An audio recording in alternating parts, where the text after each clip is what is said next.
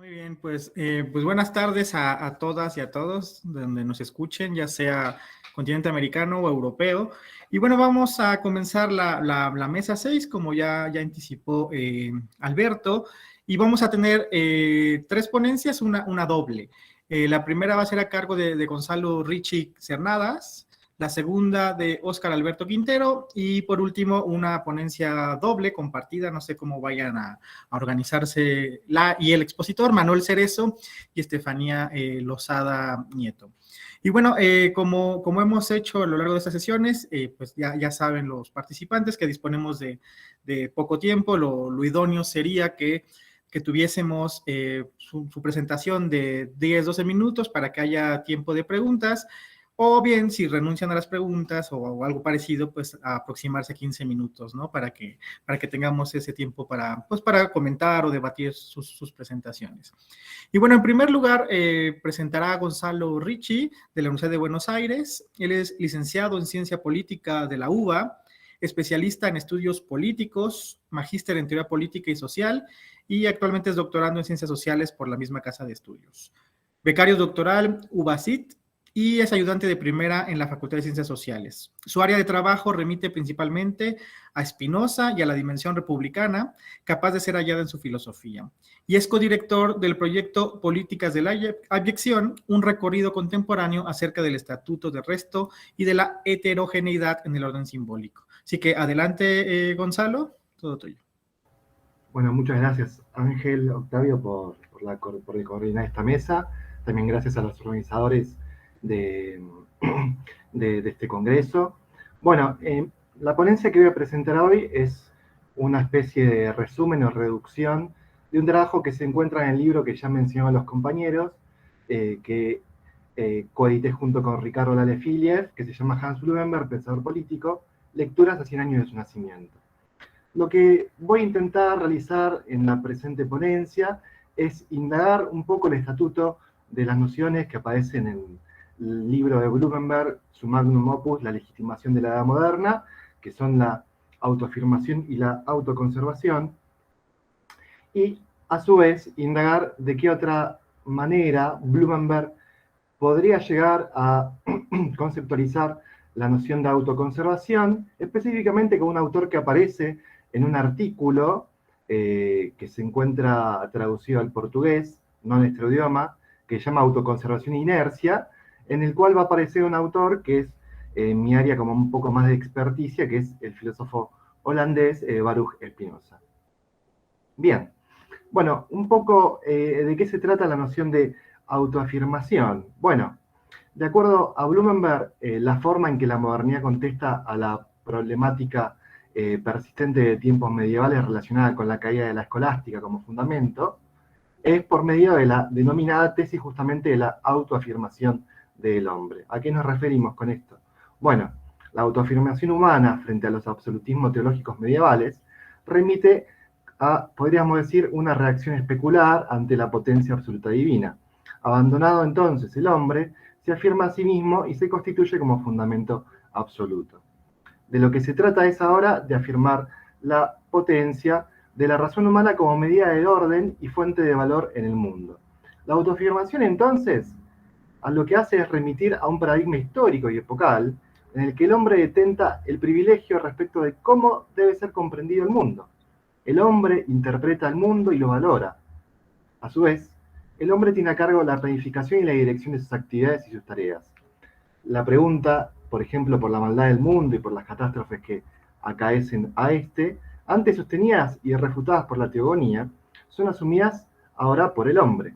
Enfrentado al caos del mundo, el hombre debe hacerse de herramientas que le permitan justamente afrontar al mundo. Así es que aparecen tanto la ciencia, pero también el arte como forma de la autoafirmación. Pero entiéndase bien que se trata de ciencia y arte entendidos como técnicas, esto es, como prácticas con el objetivo de que los hombres se afirmen a sí mismos en detrimento de la naturaleza.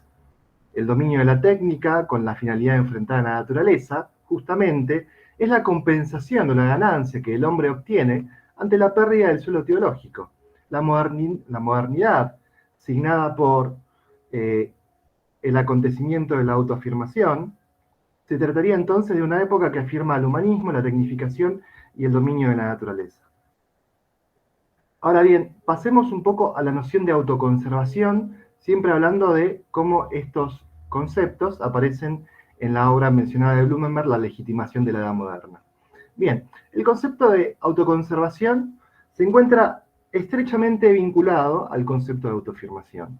La autoconservación aparece definida en términos que hacen a la biología del hombre, en muy resumidas cuentas, esto es, a su capacidad de perdurar físicamente en el mundo ante las distintas amenazas que provienen del exterior y a sus exigencias de índole fisiológica, justamente.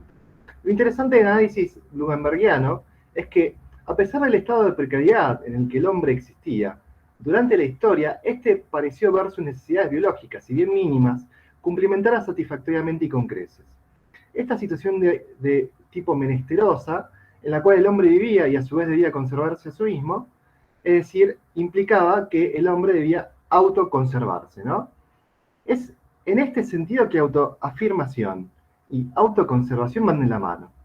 ¿En qué sentido? Bueno, cuando el absolutismo teológico cayó como fundamento del orden de la realidad del hombre, y el hombre ha debido valerse por su cuenta para proponerse el mismo como fundamento, ese movimiento debió haber implicado también el esfuerzo por cuidar de sí mismo, esto es, por autoconservarse. La autoconservación, entonces, dejó de depender de un fundamento ultraterreno, de un basamento teológico, y empezó a ser derivada ahora de la propia responsabilidad del hombre en tanto afirmador de su sueño. Así, el hombre se encuentra a cargo de su cuidado biológico. Por dicho motivo, al volverse consciente de su fragilidad ante el mundo hostil que lo rodea y lo amenaza de manera constante, se sirve el hombre de la ciencia y de la técnica como instrumental indispensable para gobernar a la naturaleza y proporcionarse una seguridad sin la cual no podría de ninguna manera perseverar en el mundo. Así, se ve que la autoconservación sigue la misma senda esbozada en el apartado anterior a cuenta de la autoafirmación, es decir, la autoconservación usa a la ciencia y a la técnica como instrumentos para sujetar el mundo, elevarse por encima del mundo y obtener utilidades de ella.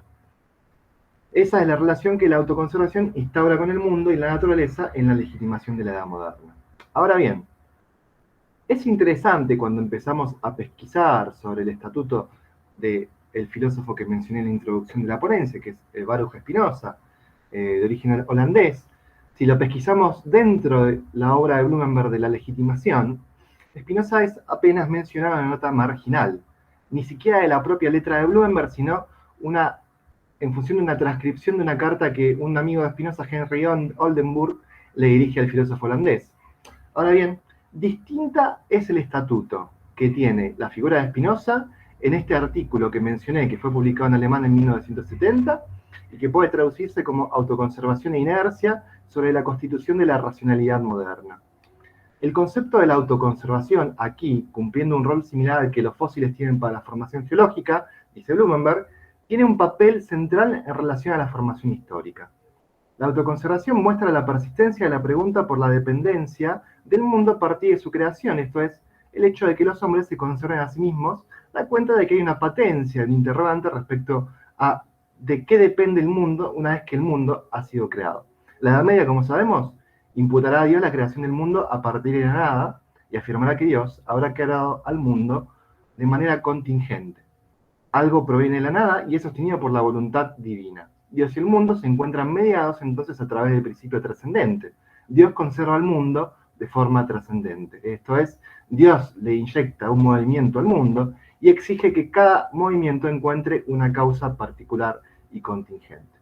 Esta ciertamente implica una metafísica voluntarista y trascendente que sirve de base a la concepción del mundo y que llega a su fin a partir de la modernidad. El voluntarismo divino es sustituido con la afirmación de la totalidad realizada de lo posible, esto es la postulación de que la realidad es equiparable a la perfección. Eso a mí afirma Spinoza justamente, y por eso Blumenberg recupera su figura cuando afirma de manera explícita el monismo que empapa toda la filosofía de Spinoza, y que culmina con la postulación de Spinoza, que está presente en la Ética, en la segunda parte, en donde se afirma realitas seu perfectio, es decir, realidad o perfección, es decir, la realidad concebida positivamente sin una falta o resto o laguna que le pueda ser asignada. La realidad, para Spinoza, es siempre aquello que ella puede ser en virtud de la necesidad de su propia naturaleza, y no de un ideal trascendente respecto del cual siempre se situaría una distancia imposible de ser salvada y que la determinaría en forma negativa. En este sentido, a ojos de Blumenberg, en Spinoza puede verse un quiebre tanto de la tradición de los estoicos como de la teología medieval, a partir de su concepto de autoconservación encarnado en la doctrina spinociana del conatus, que figura también en la ética. ¿Qué es el conatus? Bueno, es la tendencia de cada cosa por perseverar en su ser, de conservarse a sí misma. Si el vivir según la naturaleza estoico dejaba lugar, según Blumenberg, a la contradicción, en tanto precisaba que uno tenía que vivir de acuerdo a su naturaleza, como así también a la naturaleza, el conatus spinociano solo daba lugar a la conservación propia, sin lugar alguno para la contradicción, porque este ser humano es la esencia misma de que cada una de las cosas de la naturaleza busca perseverar en su ser. Esto es, el concepto del conatus spinociano es equiparable al concepto de inercia de Newton, en cuanto imperan ambos sobre todas las cosas por igual. Es interesante también afirmar que el concepto spinociano del conatus recusa de cualquier tipo de noción voluntarista dirigida hacia un fin precisable de antemano, es decir, rechaza cualquier tipo de telos. El conatus se desliga de cualquier proposición afín. Por un lado, deja de haber un factor de decadencia interno a todas las cosas, y por otro lado, no se trata meramente de una inversión de la relación entre existencia y actividad. La autoconservación espinocista, dice Blumenberg, desmonta esta relación al igualar la autoconservación con la actividad misma de la cosa o del ser humano. Lo que puede hallarse en suma en el artículo de Blumenberg analizado en el presente apartado es que se devela una noción de autoconservación que ya no antagoniza, como aparecía en la legitimación, con la naturaleza. Esto es, no la somete para asegurarse sus condiciones materiales de reproducción y supervivencia, sino que la autoconservación armoniza con la naturaleza. La filosofía de Spinoza, en este sentido, habría sido la llave que habría permitido abrir el camino para pensar este otro tipo de relación no hostil con el mundo. Bueno, muchas gracias. Muchas gracias, Gonzalo, sobre todo por ajustarte el tiempo y por esta excelente presentación. Bueno, y sin más dilaciones, para que podamos tener pues un intercambio al final, damos la palabra ahora a Óscar Alberto Quintero.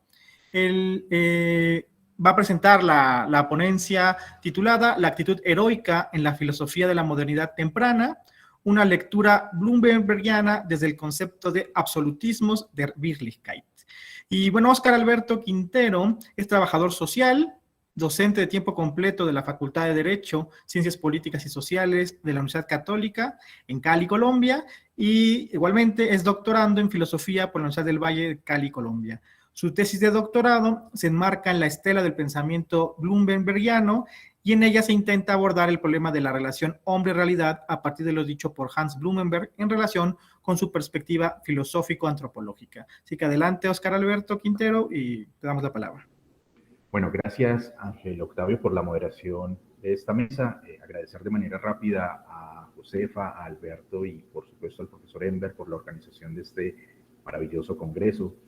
Es inaludible para mí rememorar el sentimiento de orfandad que me asistía cuando recién estaba iniciando en los estudios o en las lecturas de Blumenberg, porque pues, reconocía que no había muchos interlocutores, por lo menos en castellano, con los cuales compartir mis reflexiones, y el que haya pues tantas personas acá presentes en este encuentro es sin duda para mí algo conmovedor.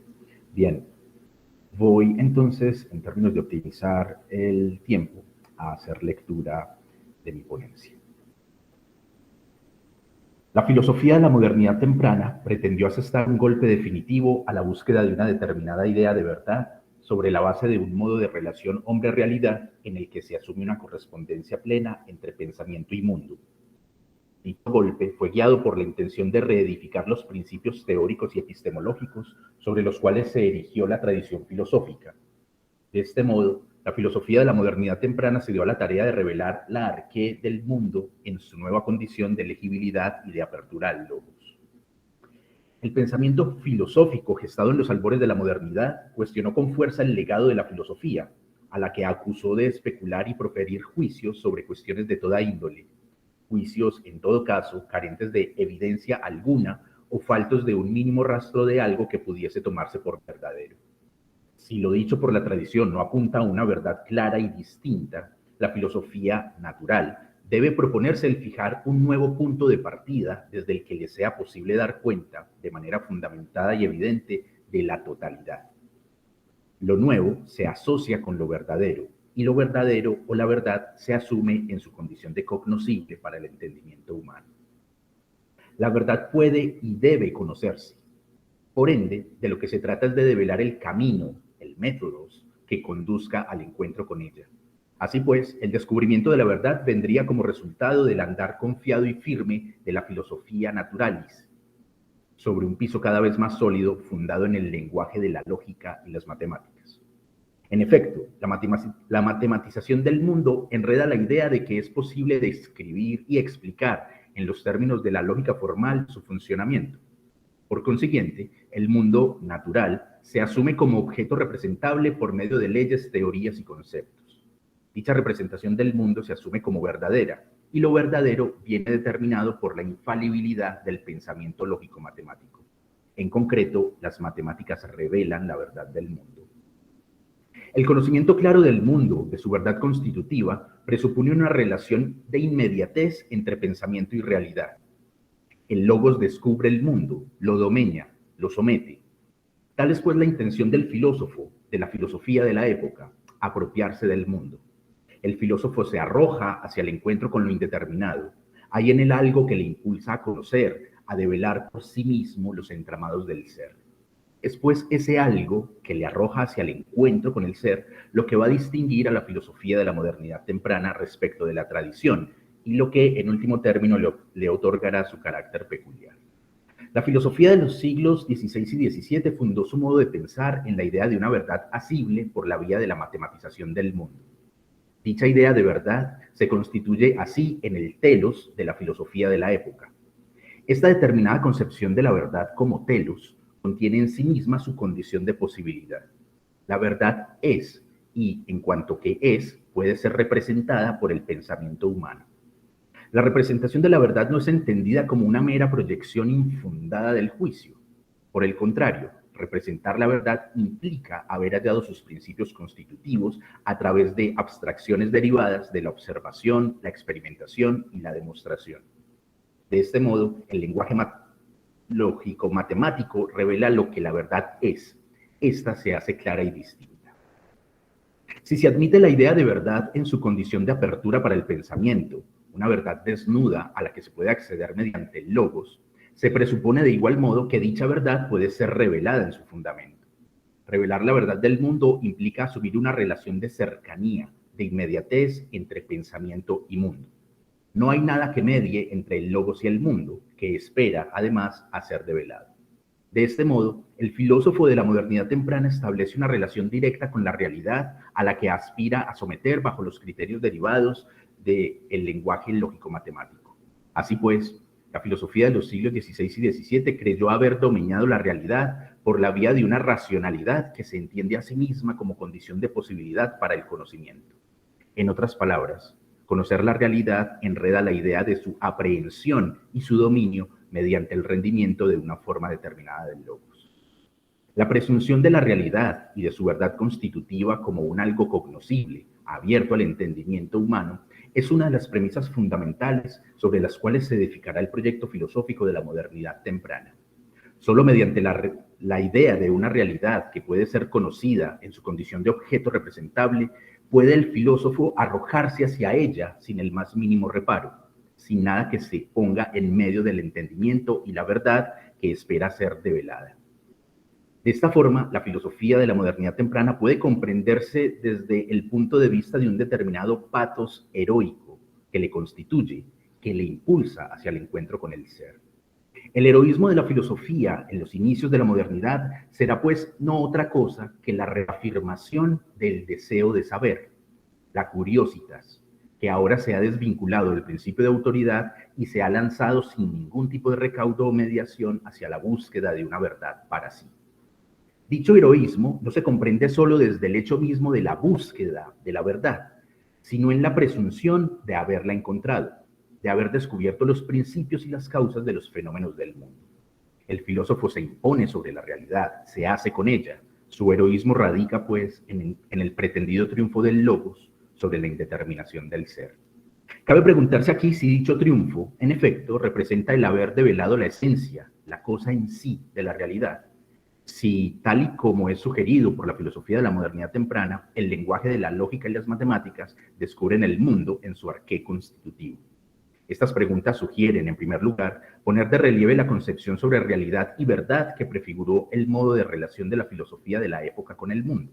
Por un lado, se asume la realidad como objeto a ser descubierto, explicado y representado mediante un logos que se entiende a sí mismo en su capacidad reveladora de aquello que subyace a la manifestación fenoménica de la cosa en sí.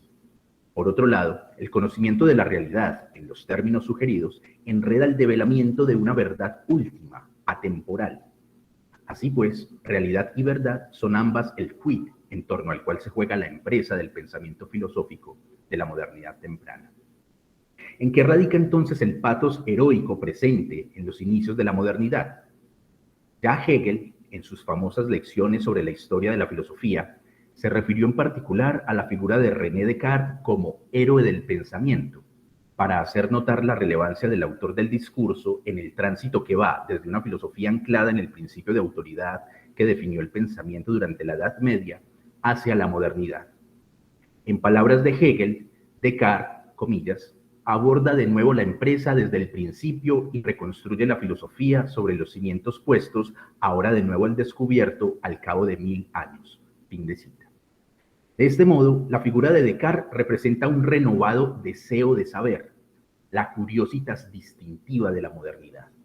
El heroísmo cartesiano, según lo expuesto por Hegel, se cimenta en la apertura de la filosofía a una nueva época, una época que se comprende a sí misma a partir de la ruptura con la tradición y la idea del yo como la única certeza posible para el conocimiento. El heroísmo de la filosofía de la modernidad temprana se erigió sobre la certeza de haber puesto bajo el dominio y control de la teoría y el concepto al mundo natural. Dicha certeza se asume como victoria del pensamiento sobre lo indeterminado de la realidad.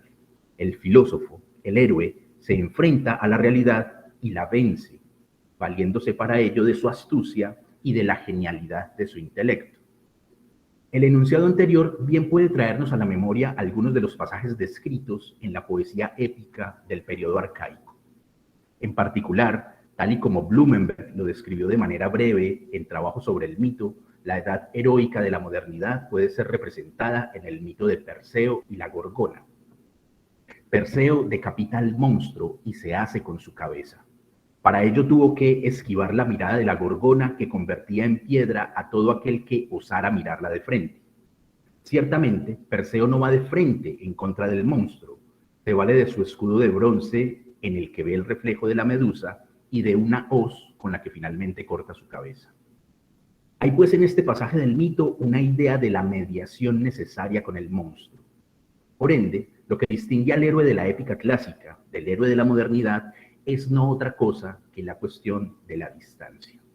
En tanto que Perseo se vale de algunos artificios para vencer a la Gorgona, el filósofo se arroja de frente hacia el encuentro con la realidad y cree haberla derrotado. Así pues, la realidad se subsume en el orden de lo representable por el lenguaje lógico-matemático.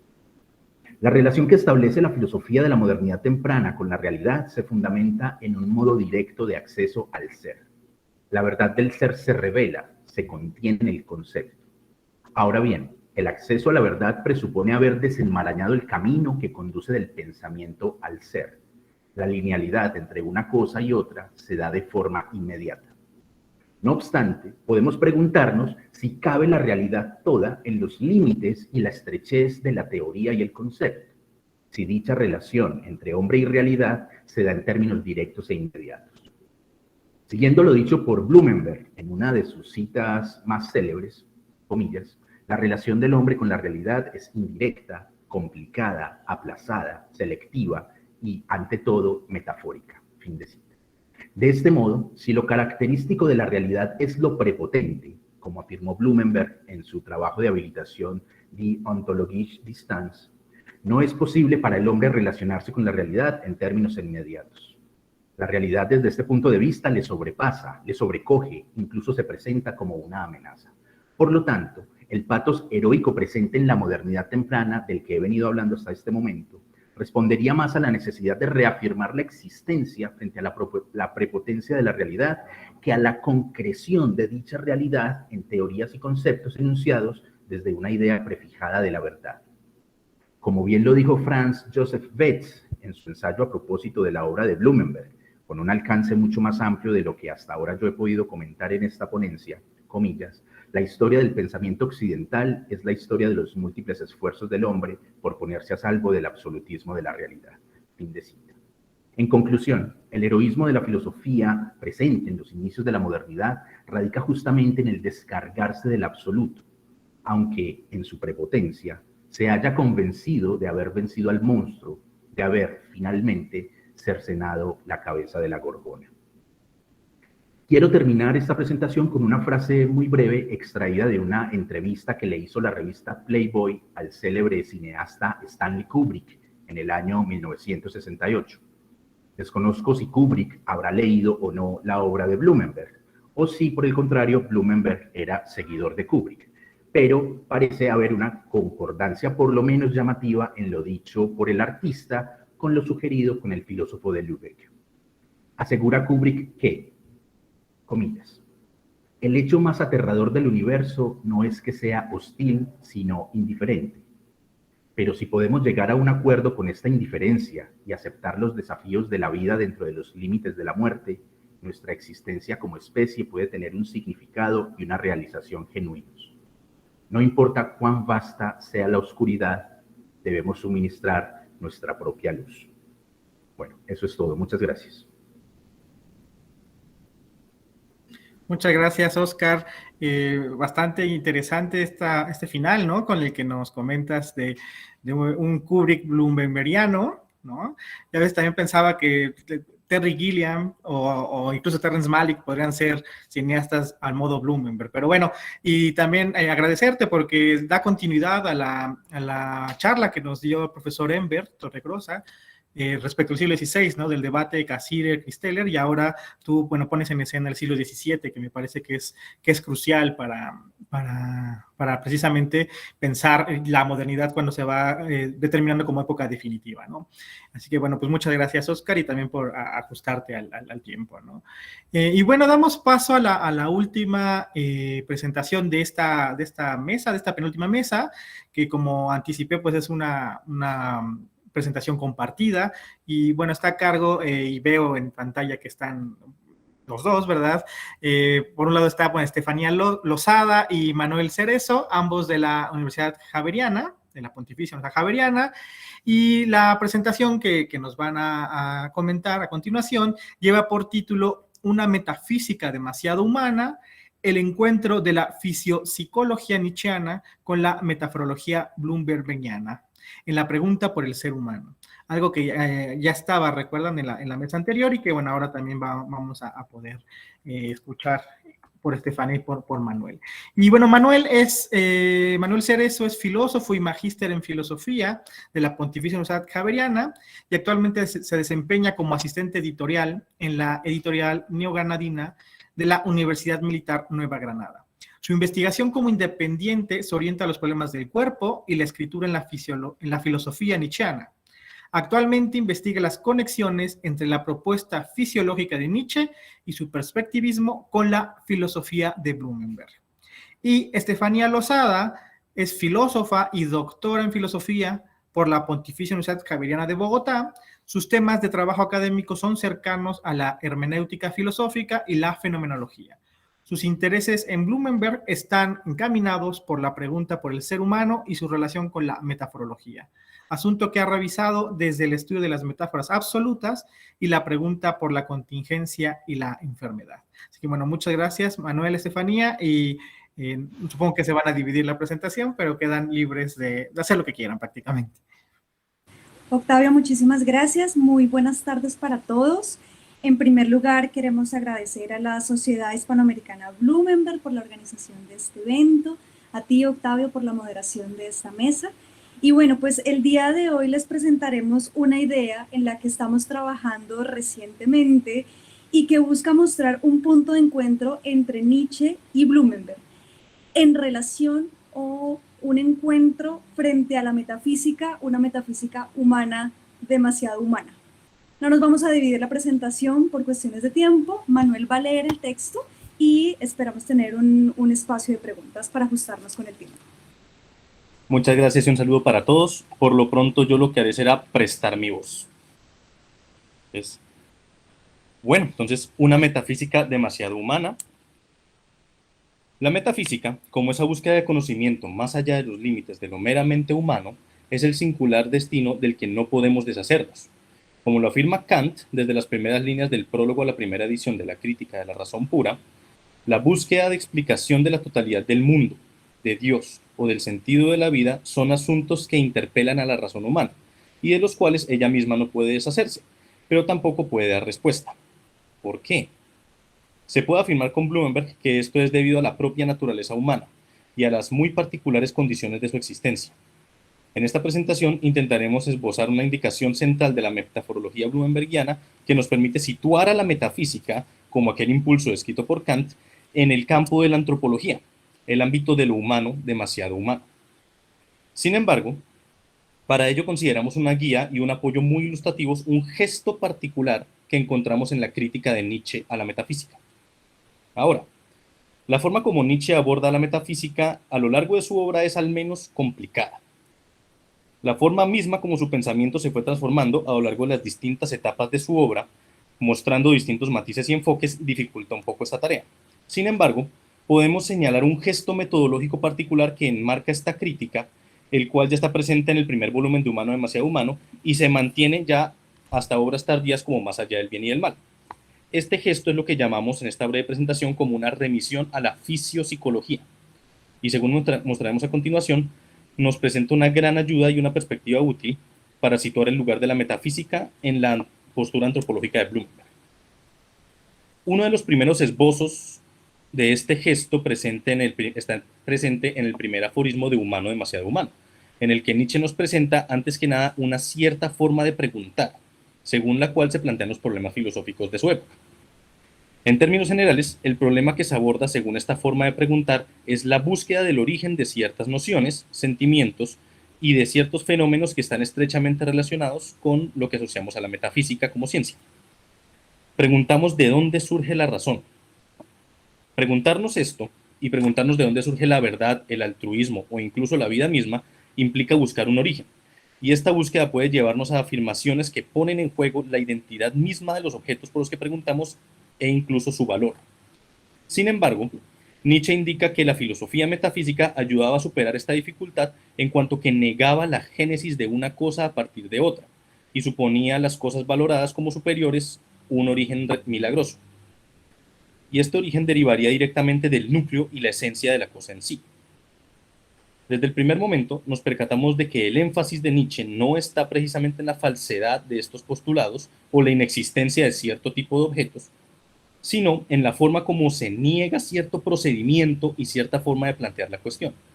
Para los metafísicos no está permitido buscar el origen de una cosa en otra, especialmente si esta cosa está investida por una importancia o un valor especiales, y por lo tanto, esta cosa debe tener un origen propio e incondicionado.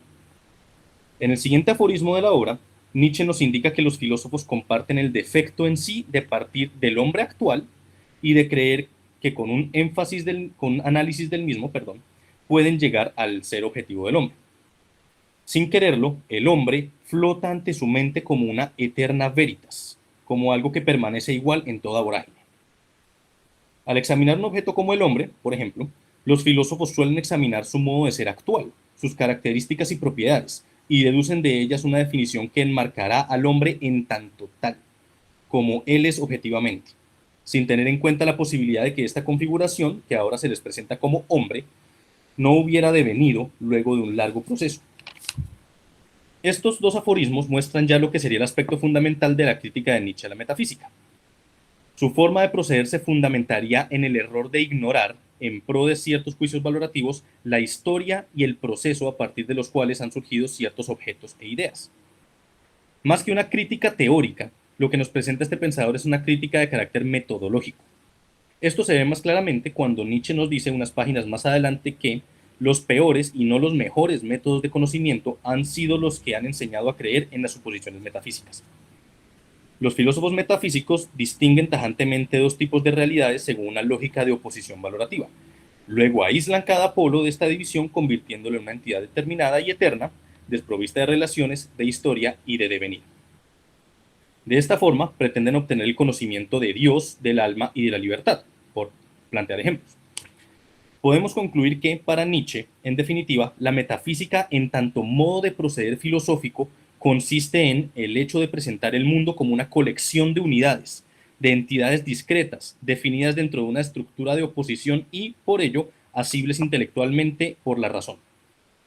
De esta manera, vemos que la crítica de Nietzsche a la metafísica no se limita a un área particular de conocimientos trascendentes, sino que apunta a un modo de pensar y a una pretensión que se extiende a la filosofía en general. En contraste con esta forma de proceder, Nietzsche presenta a la fisiología y a la historia evolutiva de los organismos y los conceptos, y presenta esto como el camino que ayudaría a comprender el origen de las representaciones, conceptos e ideas que subyacen a nuestra relación más íntima con el mundo. Ahora bien, esta vía alternativa que nos presenta Nietzsche en la fisiología y en la historia evolutiva de los organismos tiene una razón de ser de vital importancia, pero esta razón es indicada con mayor detalle ya en una obra posterior, y vamos a ver ahora algo que dicen más allá del bien y del mal. En esta obra Nietzsche nos dice: también detrás de toda lógica y de su aparente soberanía de movimientos se encuentran valoraciones, o hablando con mayor claridad, exigencias fisiológicas orientadas a conservar una determinada especie de vida. Por ejemplo, que lo determinado es más valioso que lo indeterminado, la apariencia menos valiosa que la verdad. A pesar de su importancia regulativa para nosotros, semejantes estimaciones pueden ser, sin embargo, nada más que estimaciones superficiales. Una determinada especie de nécessité, quizá necesaria precisamente para conservar seres tales como nosotros. La filosofía, en tanto que procede metafísicamente, se apoya en la lógica de la razón para establecer sus objetos. Sin embargo, este proceder se sustenta en valoraciones y preferencias específicas. Los metafísicos pretenden alcanzar verdades objetivas por medio de la lógica y la razón, pero estas verdades no ocupan su lugar preeminente por corresponder con la realidad última y definitiva de las cosas, sino precisamente porque son valiosas para los filósofos y en tanto seres humanos.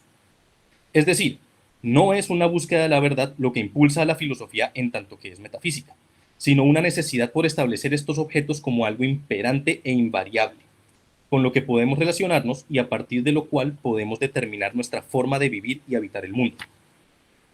Poder delimitar y emitir juicios concretos acerca del mundo, Poder delimitar y emitir juicios concretos acerca del mundo es algo necesario para seres como nosotros, y es necesario para que podamos vivir. Necesitamos establecer qué es beneficioso, qué es perjudicial, qué es agradable y qué es indeseable. Ahora bien, estos juicios y determinaciones son valoraciones que surgen luego de una muy larga historia de adaptaciones, luchas, de ensayos y de esfuerzos de nuestra propia fisiología por asumir una realidad que nos excede. Esto no nos permite aprender una verdad última, ni captar la realidad como ella es en sí misma. A lo sumo nos da un juicio y una perspectiva parciales, condicionadas, adaptadas para seres como nosotros, con nuestras mismas limitaciones y capacidades. El proceder metafísico hace parte de esta dinámica valorativa. Ella surgió de nuestras necesidades y potencias específicas, pero se vuelve problemática cuando sus pretensiones se elevan al punto de establecer sus postulados como verdades últimas, definitivas y eternas.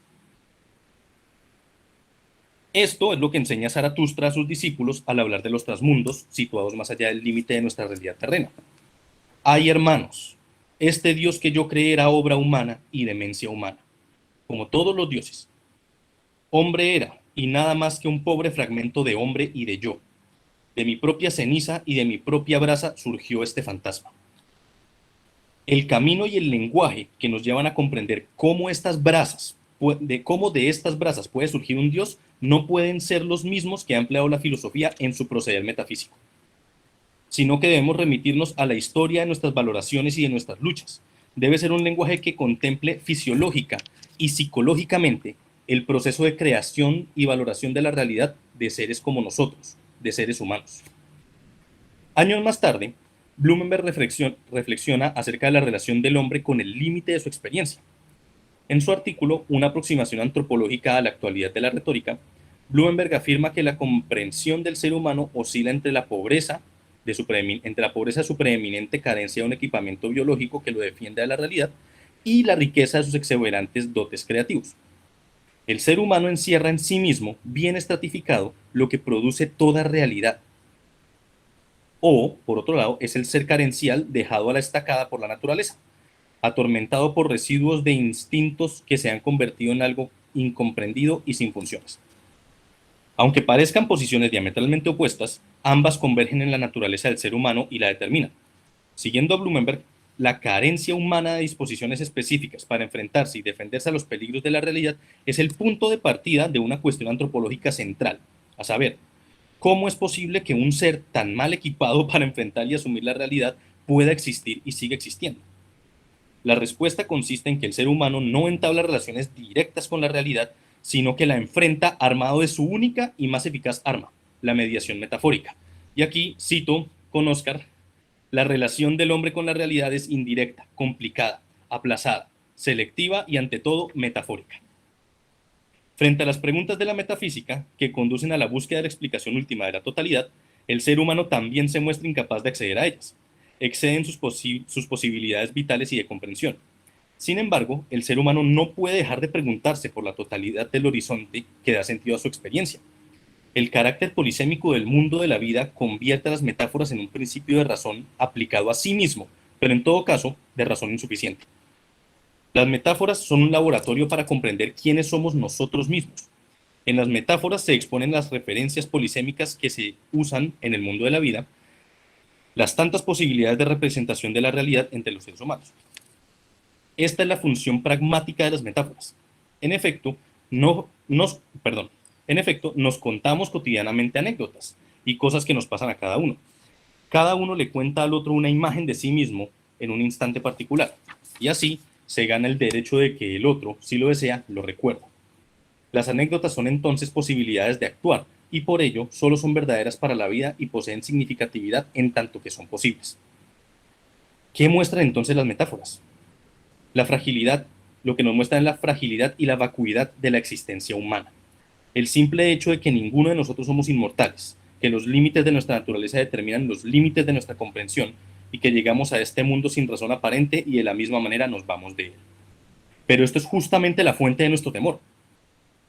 Las metáforas son parte fundamental de un proceso de descarga en el que los seres humanos, y en particular los filósofos, suelen sumergirse. Y este es el proceso que llamamos con Blumenberg descarga de absolutos. Para Blumenberg estamos inmersos en el absolutismo de la realidad. Esto significa, grosso modo, que la realidad tiene un carácter omnipotente, soberano, que nos sobrecoge por completo. Pero, al estar inmersos en ella, esta nos es indiferente. Si queremos autoafirmarnos en nuestra propia existencia, debemos entonces distanciarnos de esta indiferencia de la realidad, afirmando nuestras propias y muy reales limitaciones y, en último término, sobrevivir. Ahora bien, de todos los mecanismos con los que cuentan los humanos para descargarse de absolutos, las metáforas son el mecanismo que nos distancia de la realidad de la manera más radical. La función pragmática de las metáforas es, pues, proporcionar el distanciamiento del absolutismo a la realidad. Es importante aclarar que no hay una única metáfora absoluta que nos permita esto, sino que siempre habrá pluralidad de metáforas. Por esta razón, ella misma no podrá convertirse en una realidad definitiva, como en un nuevo fundamento, ni existe el peligro de darle al ser humano un mecanismo que dependa de algo externo a él mismo, algo objetivo para autoafirmarse. Las metáforas muestran cómo aspectos no conceptualizables de la realidad son representados por medio del lenguaje traslaticio. ¿Me estoy pasando? No, termino. Listo. Sin embargo, las metáforas absolutas son respuestas aporéticas a preguntas incontestables, que sin embargo oprimen nuestra existencia al punto de que no podemos ni evitarlas ni ignorarlas, pues ya están planteadas en la existencia. Así se pone de manifiesto que los posibles intentos de los humanos de dar respuesta a las preguntas de la metafísica nunca podrán ser totales y están condicionados por las limitaciones propias de nuestra corporalidad. Son entonces intentos precarios y parciales. Las preguntas impuestas por las pretensiones metafísicas son incontestables y solo son evidencia de la limitación humana y su precaria naturaleza comprensora y corporal. En definitiva, tal como afirmó Kant, de una vez y para siempre, la metafísica no puede existir como un cuerpo de conocimientos especulativos de objetos y realidades más allá de nuestra experiencia posible. Sin embargo, el ser humano no puede evitar el enfrentamiento contra su realidad, no puede evitar elevar la vista al infinito y experimentar su absoluta vulnerabilidad. Por eso, es desde las potencias y las posibilidades de su propio cuerpo que él desafía al infinito estableciendo una mediación que le permita vivir. Nietzsche nos muestra que es la historia de nuestras adaptaciones y capacidades fisiológicas, en la que se configura el esquema de valoraciones que constituye nuestra relación con el mundo. Esto no nos da una comprensión directa y objetiva de la realidad, pero nos abre las puertas a nuestra realidad, a nuestro mundo, y a un mundo al que nos enfrentamos a través del paso del tiempo en constante ensayo y adaptación. Esta adaptación y este mundo humano se hacen concretos en las metáforas absolutas, pues en ellas se manifiesta esa capacidad humana por mediar con la realidad que nos excede y nos permiten dar curso a esta necesidad que Kant denominó metafísica naturalis. Muchas gracias. Muchas gracias, Manuel, Estefanía, sobre todo por recordarnos, ¿no?, que para Nietzsche la metafísica tiene que convertirse en fisiología y que parece que Blumenberg lo toma casi a pie juntillas, ¿no? Y bueno, tenemos un par de minutos, unos pocos minutos para algunas preguntas, así que... Esperamos no habernos pasado demasiado el tiempo, creo que tomamos un par de minuticos más. Sí, fueron un par de minutos, no pasa nada, así que tenemos unos minutos para preguntas. A Gonzalo, a Oscar, Estefanía, Manuel, a quien quieran, adelante. Bueno, hola, yo tengo una pregunta. Adelante. Aprender por acá. Hola, buenas, de nuevo por aquí. Bien, muchísimas gracias por las presentaciones. Yo tengo una pregunta para Gonzalo específicamente. Realmente me llamó muchísimo la atención tu relación con Spinoza y digamos que Spinoza es un autor que se sitúa de manera extraña en la modernidad y que tal vez su renovación dentro de la filosofía contemporánea tiene que ver con esa posición extraña dentro de la modernidad que lo ha hecho tan fructífero actualmente. Y ahí es donde me surge la duda y es, ¿tú qué podrías decir con esta cercanía o lejanía de la forma en que Blumenberg retoma a Spinoza en su lectura de la modernidad? Es decir, ¿qué nos podría decir sobre la misma lectura blumenbergiana de la modernidad, su nombramiento o ocultamiento de Spinoza? Muchas gracias, muy interesante la reflexión, muy buena. Bueno, por lo pronto, pues adelante, Gonzalo, a ver si alguien se anima a hacer otra pregunta. Perfecto. Bueno. Gracias a Alicia Natalí por la pregunta. Efectivamente, se suele clasificar a Spinoza como un pensador extraño, para utilizar los términos que expresaste, por no decir, parafraseando a un comentador y especialista muy interesante y muy reconocido de Spinoza, que es Antonio Negri, que Spinoza es anómalo en cierto sentido, ¿no? Es decir, anómalo como filósofo por las propuestas que tenía, pero también anómalo como una figura representante de la temprana modernidad, por así decirlo.